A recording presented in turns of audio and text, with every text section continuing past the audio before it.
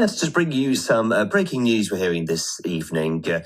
Over in Washington, Donald Trump has launched strikes against the Houthis in Yemen. In a post on his Truth Social platform this evening, the US president has also warned Iran that the country's support for the group must end immediately. Let's bring into the conversation Middle East expert Dr. Elisabeth Kendall. Good evening, Dr. Kendall. Thank you for joining me. This is pretty much been unfolding in the past 45 minutes or so. It seems a little bit out of the blue. What can you tell us about what's been going on? It may seem that it's out of the blue, but this has been building for quite some time. Let's remember the Americans have been bombing Houthi targets on and off since January last year, as the Houthis have been launching attacks on shipping in the Red Sea. They claim to have launched attacks on over 200 ships, and about 140 plus of those can be verified. And they've been launching missiles and drones directly at Israel as well. Now, those attacks did largely cease on the part of the Houthis when the Gaza ceasefire came into play in the middle of January.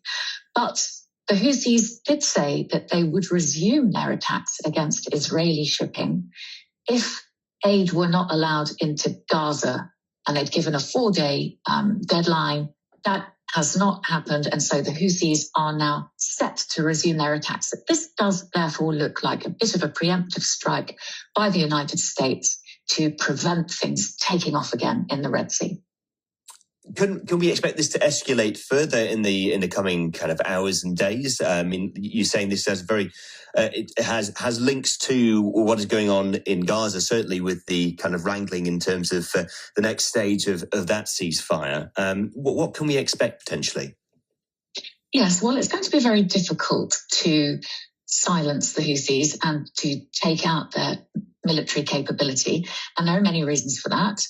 To give you a couple, the Houthis have been at war now for a decade, and so they're very used to being at war. They've managed to weather over 25,000 airstrikes against them by Saudi Arabia in 7 of the last 10 years. So they're quite used to airstrikes. And of course, the terrain that they have is very challenging. It's mountainous.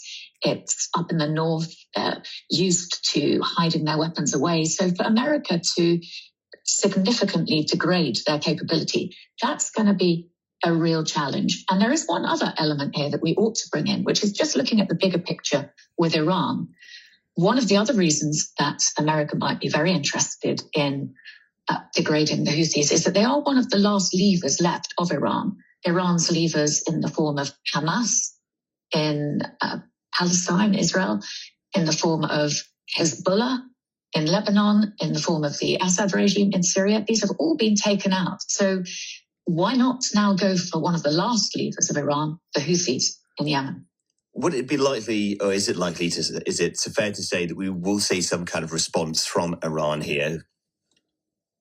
It's not clear that the Iranians would consider it in their interests to go head to head with the Americans on this. But what we might see is that the Iranians do their standard response, which is a deniable play back at the Americans, where it might be Iran, but it might not be Iran.